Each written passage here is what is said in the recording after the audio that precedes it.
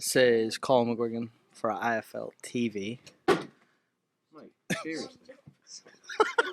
Mate, there's chairs everywhere. What are you doing? We actually should just leave that in. That's unbelievable. Frank, you've insisted you sit down. Just chat to me a little bit about that first. I've insisted I sit down on the basis that I ran 10 miles before and I've never run more than 6 in my life.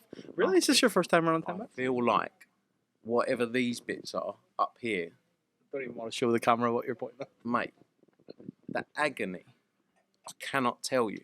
I didn't have any real pain when I was running, right? But now, the hip flexors or whatever they're called, the inside bit, honestly, Colin, I'm in bits. So, yes, I'm sitting down because I don't want to stand up. You might not be able to stand up after you sit down. No, I can stand up. I've still got the ability to do so, but I just didn't want to. Frank, first of all, you had a little Frank back Friday yesterday. Took off. Went down massively well. Maybe you'll feature in Oscar's clapback Thursday next week. I don't think so. I don't think I'll get on his radar. Do you reckon he knows who you are? No, I've told this story before, haven't I?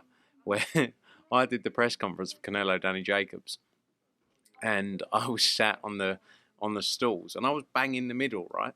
And I said they said something like Eddie Hearn said that that Danny Jacobs is gonna be Oscar's golden boy, and I went, yeah. When Oscar wakes up on May 4th without his golden boy, we'll see them, won't we? And there was a split screen behind me, and I was like 24 years old, and I was like this, all smiling. And Oscar was just sitting there, I think, thinking, who is this fat little prick from Essex? Who's Eddie Hearn's understudy? So no, I don't believe Oscar De La Hoya knows who I am. But if I make it onto Clapback Thursday, it'll be a bit of an issue. And by the way, people saying that I took the piss out of Clapback Thursday, I didn't. I actually think it's amazing. Like, I don't agree with everything he says in there, but I think the format is great. I actually think the production of it is probably the best production Golden Boy I've ever done. Are we going to see more Frank back Friday? Is that going to be a consistent? No. I got a lot of abuse in there, mate. I did read a few of the comments and it really hurt me. Talk to me a little bit about tonight. Obviously, Boots Ennis sell it? No? What was the situation there on tickets tonight? Look, it did decent numbers. You know, I think it was always a bit of a harder sell. You know, it was a rematch of a fight where Boots went in and won 120, 108 the first time round. A much better fight this time round, though. You know, he's doing massive numbers at the gate. He did massive numbers back in July. Massive numbers again tonight. You know, wasn't quite as many as July, but still a great show and a great atmosphere. Oscar's tweeted, tagged Turkey and said that we want to make Virgil Ortiz versus Butch Riyadh season main event. You happy with that? I think it's a great fight. I think, look, a lot of people, one of the benefits when you have a fight like that doesn't go completely as people thought it would be, is that a lot of people jump up and down then to get an opportunity to fight you because they think it's easy. You know, and hence why people will start calling him out now. You know, I think Ryan Garcia did the same, didn't he? He said, I'll fight Jaron Ennis. You know, if Jaron Ennis would have gone in there and cleaned him out in a round, he wouldn't be doing that. So, you know, I don't think it was the performance Jaron would have expected, but it's very hard to get up for and motivated for a fight where you've gone in before 16, 18 months ago and completely cleaned the guy out over 12 rounds. It was a much, like I say, again, it was a much better fight this time around because I think Karen knew he had to come and fight. But yeah, it's that's a fight to be made, Ortiz. A brilliant fight. Last night, you were at dinner with Conor Ben, his new manager, Keith Connolly, his lawyer. The caption was "Big Fight Agreed" or something along those lines. What can you tell us about that? Is that the Eubank fight that we're going to expect? Look, I think there's not a fight agreed yet. That's the fight that everyone wants to see. I think that's the fight that makes the most sense. I've got a call with Chris's team tomorrow to discuss it. So let's see how things play out. Likely destination for that? Are we looking like Saudi Arabia, possibly Spurs Stadium? I think, you know, it's one of the biggest fights in the sport, especially in the UK. And it's a fight that, you know, wherever it takes place, I just want to see it happen. So wherever that means it takes place, great. If that's in Riyadh season, if that's in the UK, it sells out any stadium in the UK. It sells out any arena in seconds. So let's just hope we can get it done. Because of the money involved now in Riyadh season, and obviously with the first fight falling through when it did, and then this is all kind of taken off, do you believe that the money that both guys will be looking for is more than likely going to be a Riyadh season show then? Look, again, it's based on the value of the fight. So what is the value of fight? What can the fight generate? You know, if it's not Riyadh season, what does the fight generate? You know, and let's see how it plays out. If it's as big as we all think it is, then I'm sure they'll be very happy.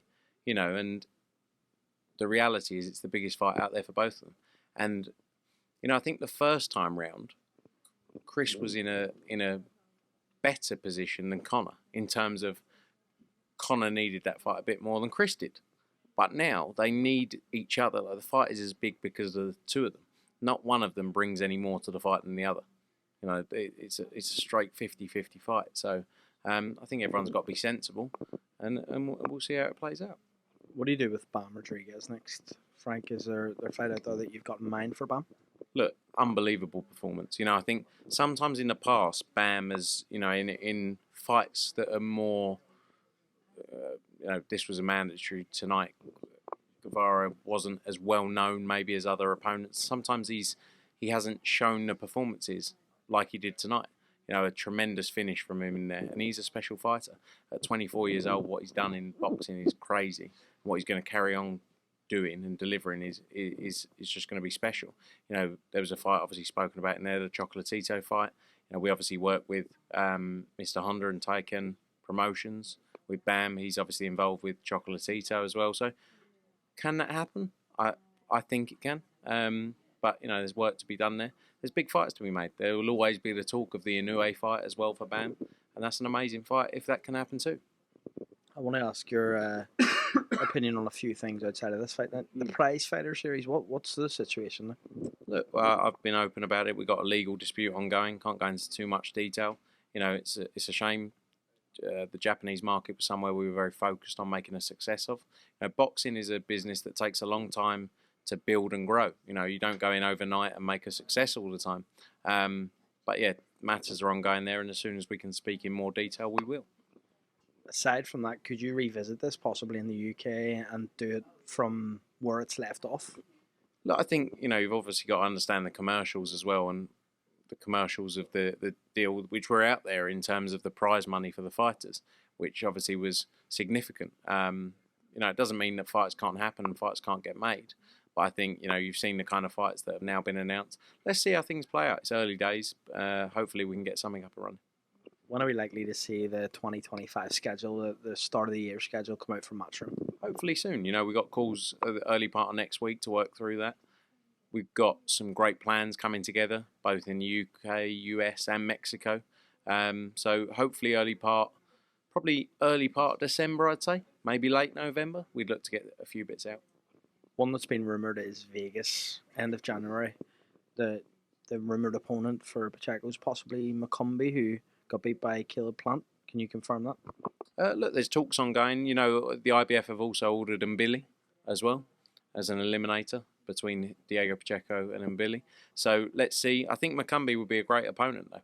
He gave Caleb Plant a brilliant fight back in Vegas on the Canelo Berlanga undercard. He's got a great profile now off the back of that. You know, he talks a lot.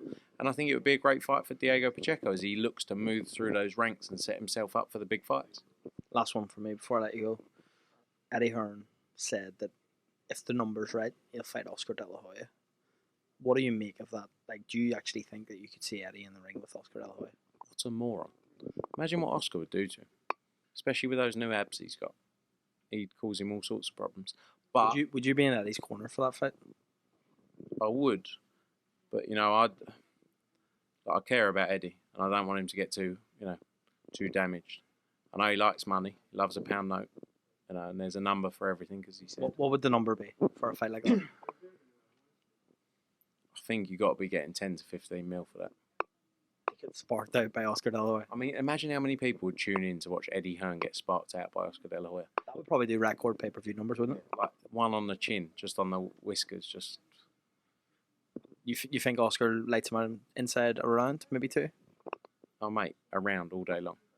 Like, again, I'm not putting Eddie knocked me out in a round. So I'm not like, you know, he's got some power, the boy. But Oscar's got a bit of a history in the sport, isn't he? You know, in all fairness to him. Frank, just looking towards next week, Katie Taylor, obviously, Amanda Serrano, massive fight for Katie. Excited to get the Dallas? Yeah, look, brilliant fight. That first fight round first fight we saw at MSG, what was it, 2 years ago now, 3 years ago?